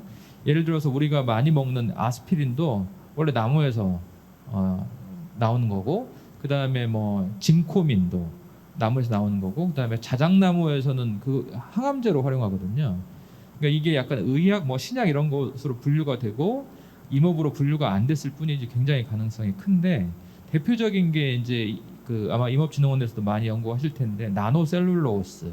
제가 아까 플라스틱 말씀을 드렸잖아요. 그런데 100% 바이오 플라스틱 중에 나노셀룰로스가 있습니다. 그게 뭐냐면 나무가 그냥 식물 성분인데 굉장히 단단하잖아요. 그 뼈대가 나노셀룰로스거든요. 그런데 그걸 가지고 이제 플라스틱을 개발하는 회사들이 유럽에도 있고 한국에도 나오기 시작했는데 한국은 아직 초기예요. 근데 제가 대전에서 맨날 이제 머릿속에 임업을 넣고 다니다 보니까 대전에서 대단한 회사를 하나 발견했는데요. 회사 이름이 갑자기 생각이 안 나는데 뭘 하냐면은 그 나무를 분쇄를 하면 이제 톱밥보다 더 가늘게 분쇄를 하면 목분이라고 해서 나무 가루가 나오잖아요. 이거를 플라스틱 사출하듯이 똑같이만 찍어요. 아까 제가 플라스틱의 탁월한 점이 가공성하고 가격 경쟁력이라고 했는데 원래 나무는 그렇게 플라스틱처럼 찍을 수가 없거든요. 근데 아무튼 독특한 기술을 개발을 해가지고 나무 가루를 플라스틱처럼 똑같이 원하는 모양대로 다 찍어내고 그걸 가지고 당연히 모든 나무가 다 돼요. 그러니까 가격이 너무 쌀 거 아니에요. 그냥 산에서 베어가지고 이렇게 버리는 나무를 아무 제재소나 가가지고 다 켜가지고 만들어서 그거를 사출하고 똑같은 방식으로 가공을 하는데 이미 세계적으로 그 기술을 인정받고 있고 생산기술연구원이나 이런 데도 다 이미 그 테스트를 통과했더라고요. 와, 이게 가능한가? 했는데 저희가 맨날 이제 임업 얘기하고 다녔더니 무역협회에서 우리가 육성하는 팀 중에 그 대표님 기준에 맞는 팀이 있는 것 같아 해서 소개를 받아서 갔거든요. 그런 회사들이 있는 거죠. 그러니까 우리 상상을 벗어나는 아주 특이한 접근을 하는 창업가들이 가끔씩 나오고 그런 회사들이 있는데 저희가 관심 있어가지고 투자를 한 번도 받아본 적이 없습니다. 심지어 그래서 관심이 있어서 밸류를 어느 정도 생각하느냐 생각했더니 1,000억은 받아야죠 이러더라고요. 그래서 그건 좀 차이가 크시네요. 이렇게 했는데 말씀드리려고 하는 요지는 뭐냐면 드물지만 특히 임업 분야 창업이 농업보다 더 어려워요. 농업도 좋은 창업가들이 많지 않거든요. 근데 임업은 더 어려운데 이건 누군가 전략적으로 좀 육성을 해야 된다. 그리고 고맙게도 한국 창업가들 중에 뛰어난 친구들이 많아서 찾으면 나온다. 요건 좀 강조해서 말씀드리고 싶습니다. 우리 각 대표님도 소개할 기업 있을걸요? 네, 안 그래도 저희도 그 얼마 전에 그러니까 경남 창조경제 혁신센터 같이 투자를 한 팀인데 그 코드 오브 네이처라는 팀이 있어요. 그 팀 같은 경우에는 그 이끼를 본인들이 만든 그 케미칼을 통해서 더 빨리 이제 성장을 시킬 수 있는 팀인데 이게 어디에 쓰일 수가 있냐면 특히 이제 화재나 산불이 난 곳들 같은 경우에 보면 나무를 다시 심어서 이렇게 키우는데 거의 뭐 몇십 년이 걸리잖아요. 근데 그 생태계를 잔디를 먼저 쭉 깔고 거기 위에 나무를 키우는 컨셉으로 이 비즈니스 모델을 맞춰서 하고 있거든요. 그래서 저희뿐만 아니라 이제 많은 투자사들이 지금 관심을 보이면서 후속 투자를 하고 있는 팀이 있습니다. 그 팀은 부산에 소재를 하고 있고요. 또 추가적인 한 개 팀은 또 대표님께서 말씀해주신 실제 그 이런 나무의 소재 자체에서 추출을 해서 개별 인정 제품을 만드는 팀이 지금 경상대에 있는 팀이 있는데 그 팀 같은 경우는 저희가 투자를 완료를 했고 지금 좀 좋은 엑시 포인트를 잡아서 지금 진행을 하고 있는 팀이 있습니다. 네, 아까 양 대표님 말씀하신 회사는 이름 기억이 안 나는 게 아니라 특수로 유명해서 말씀 안 드리려고 일부러 모르는 걸로 일단 하겠습니다. 네, 저는 사실 산을 좀 사가지고 산에서 농사도 짓고 이런 걸 많이 하고 싶은데 아까 뭔 그루 팀이라 했습니까? 임업진흥원. 네, 나중에 제가 산 살 수 있는 방법을 좀 여쭤보도록 하겠습니다. 네. 네. 또 혹시 마이크.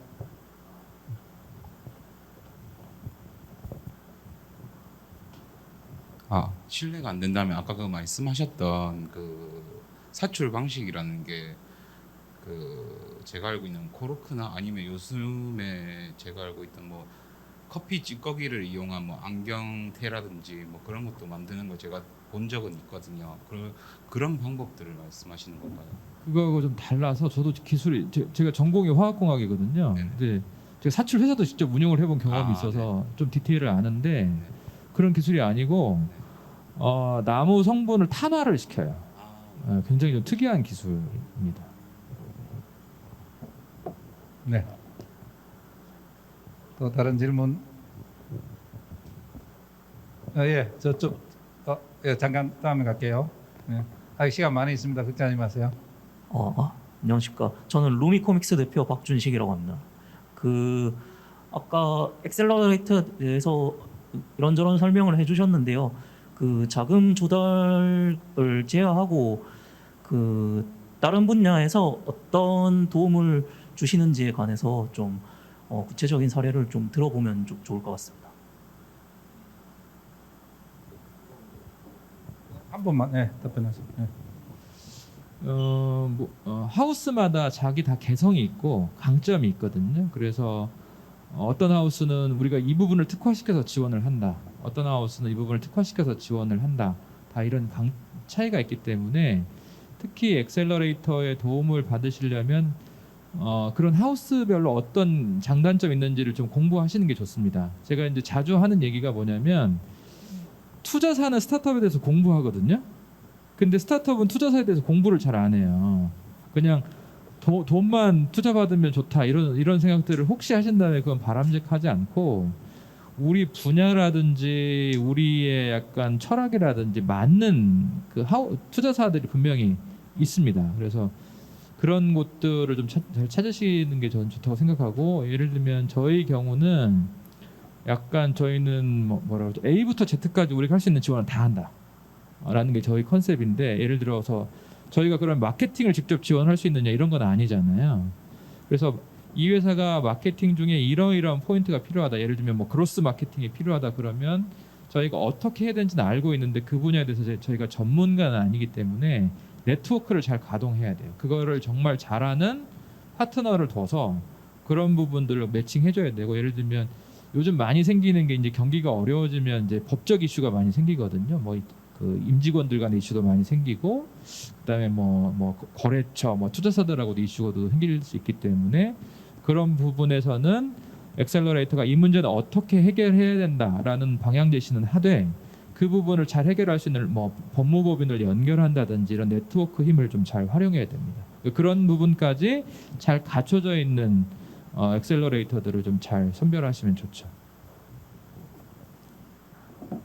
네.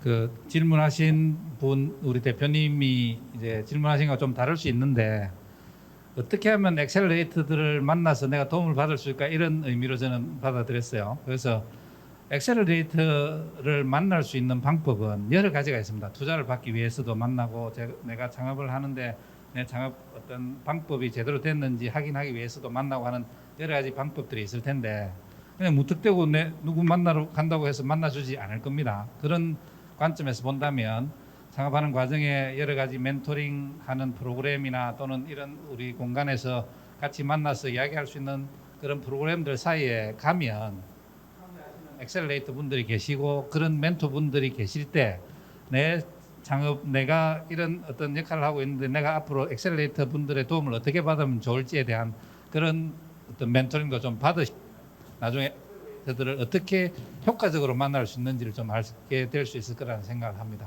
네, 그렇게. 자, 아이고 질문. 네. 네, 죄송합니다. 네, 안녕하세요. 저는 주니어와 그 시니어 세대의 교육 격차 해소에 기여하기 위한 교육 플랫폼을 운영하고 있는 디알트 36.5 대표 우연우라고 합니다. 반갑습니다. 제가 지금 현재 주니어 교육과 관련된 아이템으로 경남 창업사관학교에서 사업화 과제를 진행 중인데요. 이 과제를 진행을 하다가 이제 투자 시장이라는 것에 대해서 처음으로 알게 되었습니다. 근데 이제 가장 궁금했던 부분은 이제 저희 같은 경우에는 엔젤 투자를 받아야 하는데 그 이제 엔젤 투자자의 관점에서 봤을 때는 대표자의 역량을 굉장히 중요하게 생각한다라는 말을 이제 자주 들어왔었습니다. 그래서 그 투자자의 관점에서 봤을 때 이제 초기에 이제 창업을 한 대표자가 가져야만 하는 꼭 필수 역량 한 2가지 내지는 3가지 정도에 대해서 말씀해 주실 수 있으면 감사드리겠습니다. 두 분 다 짧게. 네, 짧게 잠깐 성함이 네, 우연우 대표입니다. 우연우. 네네 맞습니다. 그 스위스 네, 역삼역 맞습니다. 우연우네요. 네, 맞습니다. 네. 또. 네, 간단하게 제가 볼 때 그 핵심적으로 보는 거는 한 2가지 정도가 있다고 생각하는데요. 첫 번째는 아까 대표님께서 말씀해 주신 것처럼 해당 팀이 어떤 핵심 가치를 가지고 어떤 서비스를 고객들한테 제공을 해주는지. 그러니까 이게 그냥 단순히 그런 경우들이 있어요. 특히나 우리 팀들은 아닌데 특히 교원 창업들 그다음에 이 약간 조금 테크가 기반된 팀들의 경우에 보면 대표님들께서 자아 실현을 하기 위한 서비스를 만드는 경우들이 꽤 많이 있습니다. 근데 그런 경우에는 당연히 그 사업을 하는 게 문제가 아니라 실제 투자를 받으시려고 하면 매칭이 잘 안 되는 경우들이 있거든요. 왜냐하면 고객들에 대한 이해도가 좀 떨어져 있는 상태에서 제품이나 서비스를 만들다 보니까, 그래서 핵심 가치를 어떤 고객들에 의해서 만드는지를 첫 번째로 보고요.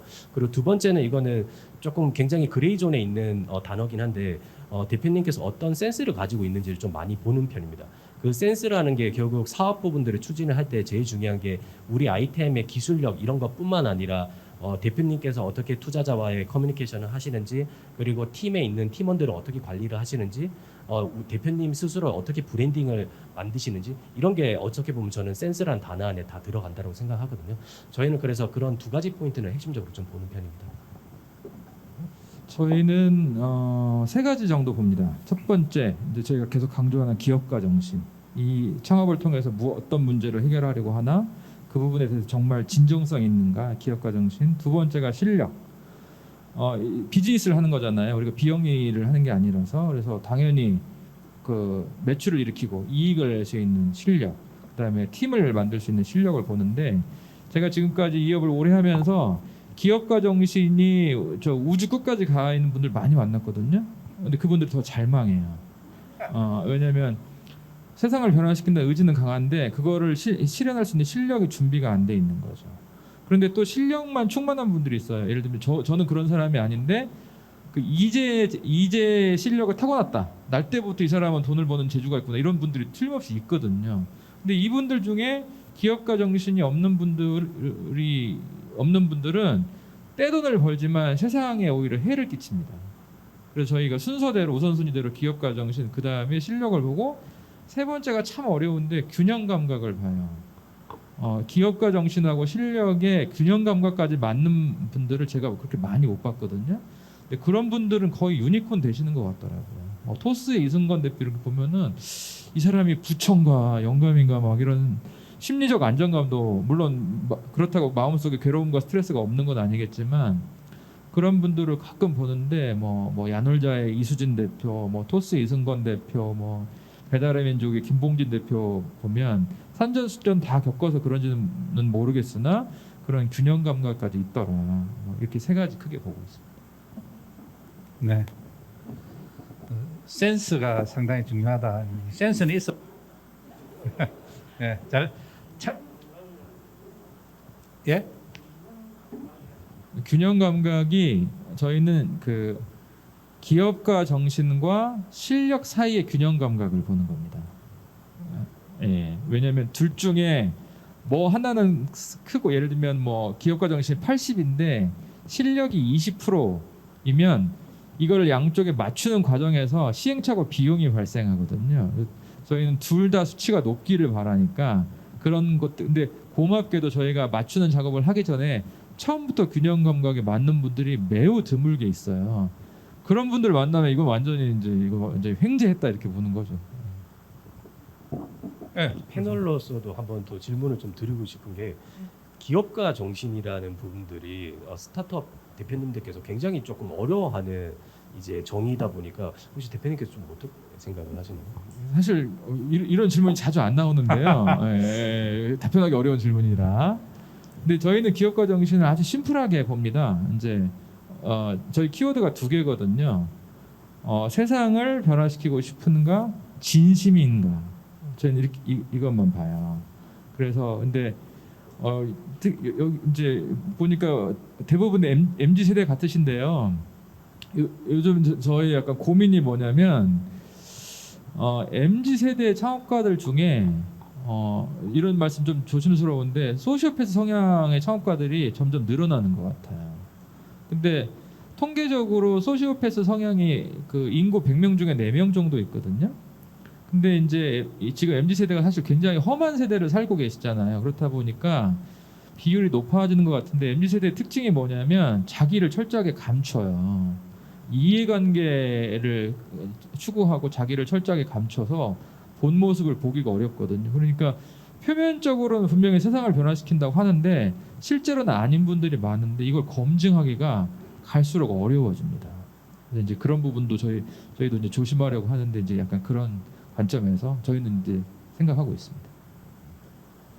네. 예, 질문. 예. 예, 안녕하십니까. 창원산업진흥원 조정훈 팀장입니다. 이제 하나 이제 여쭙고 싶은 게 이제 그 글로벌 이제 어쨌든 저희들 이제 기업 스타트업 육성 목적은 이제 지역에서 이제 글로벌 스타트업이 이제 되는 어떤 기업들이 많이 발생하면 좋다 생각되는데 그런 어떤 글로벌 스타트업이 되기 위한 기업의 어떤 조건은 어떤 게 있을까요? 그래서 그 이제 육성하실 때 혹시 글로벌 스타트업을 육성하기 위해서 어떤 측면에 좀 기업들한테 강조하고 계신지 그런 거 좀 말씀을 듣고 싶습니다. 저희가 먼저 말씀드리면 저희는 기본적으로 처음부터 발굴할 때 로컬, 그러니까 그 국내 기준으로 로컬형 사업 모델은 가급적이면 투자 안 하려고 합니다. 왜냐하면 사실 모두가 아시는 것처럼 국내 시장이 작잖아요. 근데 처음부터 글로벌로 진출 가능한 사업 모델들을 뽑고 그런 방향으로 계속 유도를 합니다. 그래서 저희는 아예 글로벌 담당 임원이 따로 있어요. 이 팀이 어떻게 아까 이제 룩셈부르크 사례도 말씀드렸던 것처럼 이 팀이 글로벌로 진출하려면 어떻게든지 계속 고민을 하는데 제가 약간 사례 하나 말씀드리고 싶은데요. 로컬 크리에이터라도 글로벌로 스케일업이 가능하거든요. 그 저희가 제주에서 투자한 로컬 크리에이터형 사업 모델 중에 제로 포인트 트레일이라는 팀이 있습니다. 뭘 하냐면 이제 제로 포인트 해발 고도 0m에서 정상까지 그 순수하게 인간 동력으로만 걸어서 올라가는 프로그램을 하는 팀이에요. 그래서 해수면 0에서 한라산 정상까지 32km를 혼자서 걸어서 8시간 동안 올라가는 프로그램을 하는 팀이거든요. 해외에서는 이게 C2 서밋이라는 프로그램이 있는데 이걸 한국형으로 만든 거죠. 근데 저희가 그 팀에 왜 투자했냐면 가만히 보니까 이 팀은 이제 그 한라산에서 프로그램을 할 수도 있지만 그 전국에 명산이 많지 않습니까? 한국에만 해도 뭐 100대 명산 이렇게 이야기하잖아요. 그리고 국내 다른 지역으로도 확장이 가능하고 해외에도 좋은 산 많으니까 일부러 뭐 킬리만자로 이런 데 가잖아요. 그래서 거기에도 똑같이 프로그램을 할 수 있겠다라고 판단해서 이 팀은 잘 키우면 파타고니아 되겠다라고 해서 저희가 처음부터 그 포인트를 보고 투자를 했거든요. 그래서 저희가 투자한 후에 계속해서 한라산에서 그 프로그램을 검증한 후에 일단 육지로 먼저 올라가게 하는데 그래서 지금 서울 프로그램도 런칭을 했고 이번 달에 설악산 프로그램도 런칭을 했거든요. 그래서 분야에 관계없이 글로벌한 스케일업은 저희는 다 가능하다고 봅니다. 근데 그런 부분들을 투자사들이 좀 옆에서 잘 서포트를 하면서 가면 훨씬 더 좋은 거죠. 저희 하우스는 일단 지역에 소재를 하다 보니까 소부장 팀들이 좀 많이 있어요. 그래서 실제 기본적으로 팀들을 분석을 할 때 소부장 팀들이 글로벌로 진출 가능한 아이템을 가지고 있는지를 기본적으로 좀 봅니다. 왜냐하면 실제 내수 시장만으로 했을 때는 그 해당 이 소부장 팀들이 갈 수 있는 범위가 한계가 있거든요. 이 말을 좀 더 확장을 하면 각각의 팀들이 가지고 있는 기술 부분들이 어느 시장에 접목이 가능한지에 대한 시장 분석을 꽤 많이 하면서 투자 검토를 합니다. 뭐 예를 들어 가지고 아까 말씀드렸던 저희가 회수를 다 진행한 자이언트 케미칼 같은 경우에도 규산 마그네슘이라는 그 소재를 만드는 팀인데 이 제품 부분들이 국내 시장은 굉장히 작습니다. 근데 해외 시장 같은 경우에는 전 세계에 이거를 생산할 수 있는 팀이 여기 팀 플러스 2개 팀밖에 없거든요. 이 정도면 저희가 충분히 승부를 걸어볼 수 있겠다 하면서 투자를 진행을 했습니다. 그리고 지금 또 추가적으로 기업들에 대한 소재 부품 장비 쪽 관련된 팀들이 글로벌로 진출을 위해서 지역에서 육성을 한다의 개념으로 봤을 때는 현재 지금 특히나 경남 같은 경우에는 해당 분야의 팀들이 많이 있지 않습니까? 근데 글로벌 프로그램들이 단순히 기업들을 데리고 나가서 그냥 팔로 개척을 하고 들어오는 그런 프로그램 밖에 좀 없더라고요. 제가 봤을 때는.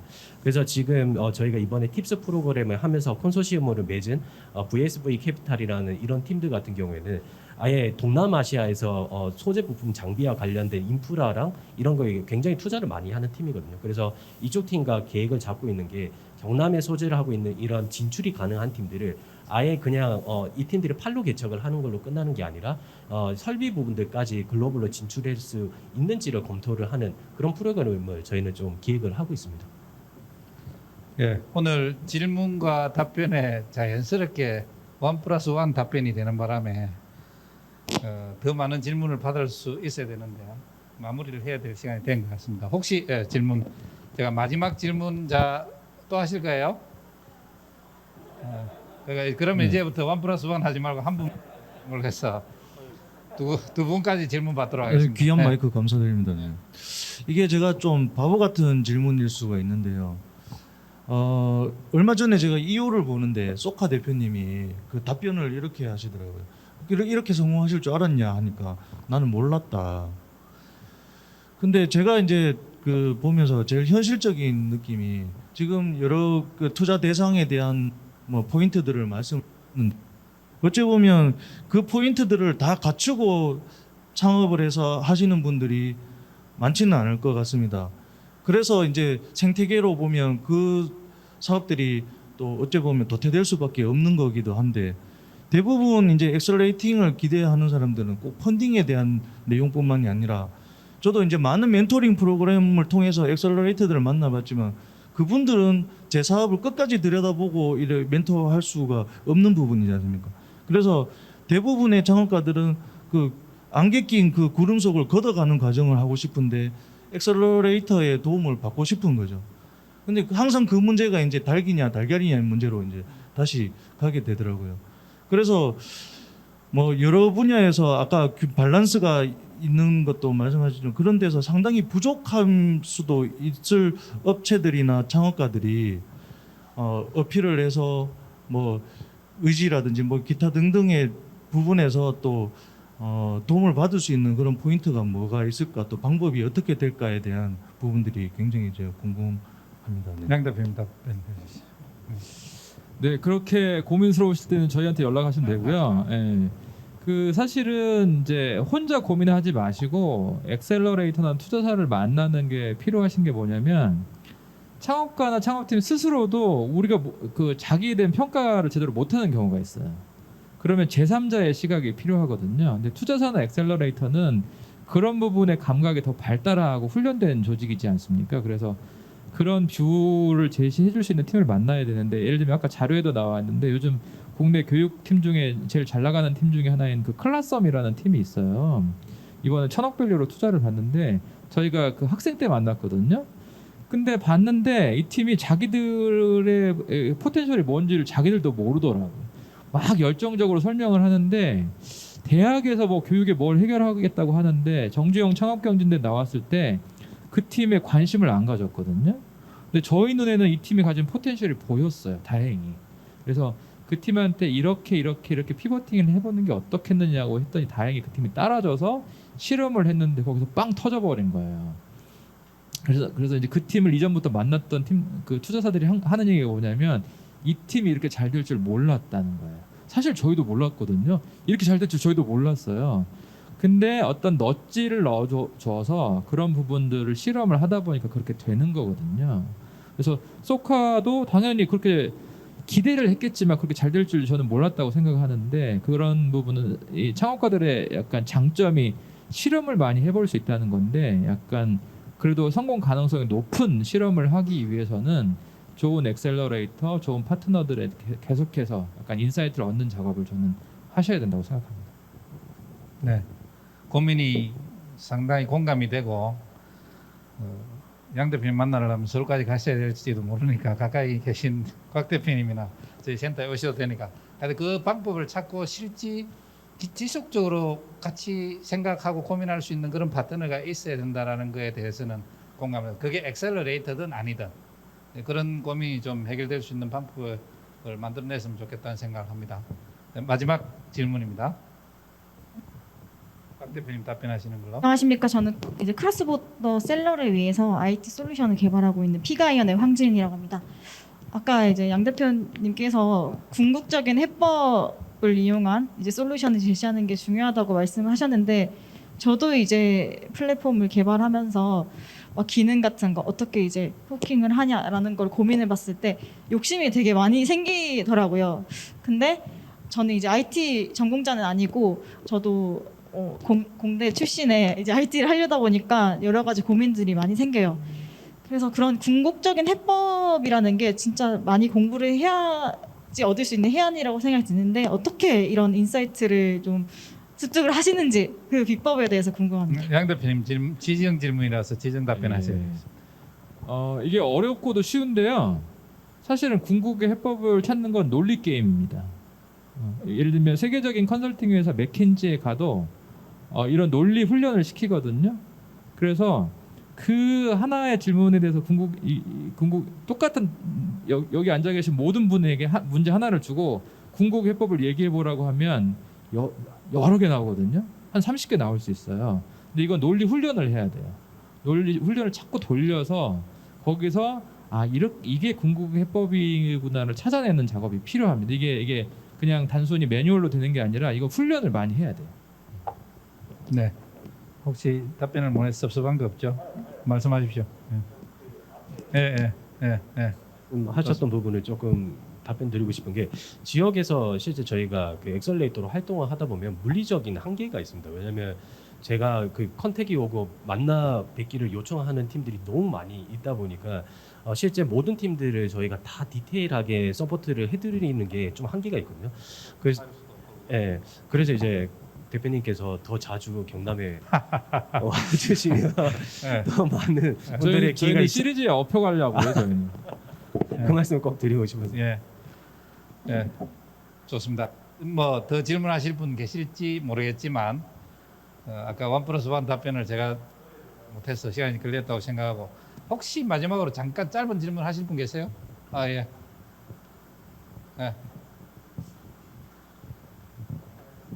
제일 1등 왔죠 아까? 네, 시간 주셔서 너무 감사드립니다. 네, 저는 한국 여성 리더 연구소의 이제 팀원으로 같이 일하고 있는 김하영이라고 합니다. 제 질문은 다른 분들은 다 이제 대표님들이 많으셨는데 팀원으로서의 고민이 있어서 질문을 드립니다. 저희 연구소는 대표님이 한 분 계시긴 하지만 궁극적으로는 이제 각자의 팀원들이 각자의 분야에서 대표가 되고 싶은 사람들이 모여서 네트워킹을 구성하고 있고요. 그래서 쉽게 말씀드리면 품앗이 같은 느낌으로 같이 일을 하고 있습니다. 누군가가 사업이 좀 구체화돼서 실현을 시키고 싶으면 이제 그분이 하는 일을 이제 나머지 모든 인원들이 팀원이 돼서 각자의 분야를 살려서 이제 그 서포트를 하고 있는 시스템인데 제가 이 팀에서 주로 맡고 있는 역할은 이제 주로 정부 지원 사업에 지원을 많이 하다 보니까 이제 누군가의 아이템에 대해서 이제 사업 제안서를 작성하고 또 그 사업 아이템에 대해서 어떻게 하면 좀 더 합격률을 높이거나 이제 소비자들에게 관심 있는 아이템으로 전환시켜서 작성을 할 수 있을까에 대한 고민과 이제 그 계획서 작성을 주로 하고 있는데요. 사실 이제 투자의 관점에서 보셨을 때 제가 이 계획서를 쓰는 거에 좀 한계점에 도달한 것 같아서 어떻게 작성하는 게 좀 더 명확하게 그리고 눈에 끌리게 쓸 수 있는지 그리고 이 사업 계획서를 쓰는 팀원으로서 제가 팀 내에서 역량을 갖추어서 도움이 되려면 어떻게 하면 좋을지에 대해서 한번 의견을 듣고 싶습니다. 답변을 그냥 하기가 쉽지 않은 질문이긴 한데 뭐 사업계획서 작성하는 방법 뭐 여러 가지 어떤 또 교육 이런 것들이 있지만 한 분이 아니 지금 하세요. 일단 기회가 된다면 제가 경남에 있다 보니까 편하게 또 말씀 주시면 좀 더 디테일하게 설명을 드릴 수 있을 것 같은데 결국 그 정부 과제 사업의 기준점을 볼 때는 결국 아까 전에 말씀드린 것처럼 고객들이 우리의 서비스를 좋아하게 눈높이를 맞추는 작업들을 해야 된다는 거거든요. 근데 그 각각의 사업 계획서들마다 각각의 목적들이 좀 다 있잖아요.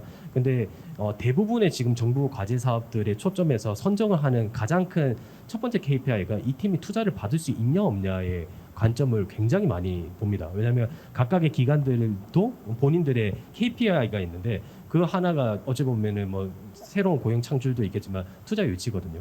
그런 관련돼서는 너무 다양한 토픽 부분들에 지금 아마 작업을 하실 거라서 다음에 기회가 된다면 따로 만나서 좀 더 디테일하게 설명드릴 수 있도록 하겠습니다. 제가 저 10초 딱 말씀드릴 수 있는데 원포인트 세 가지.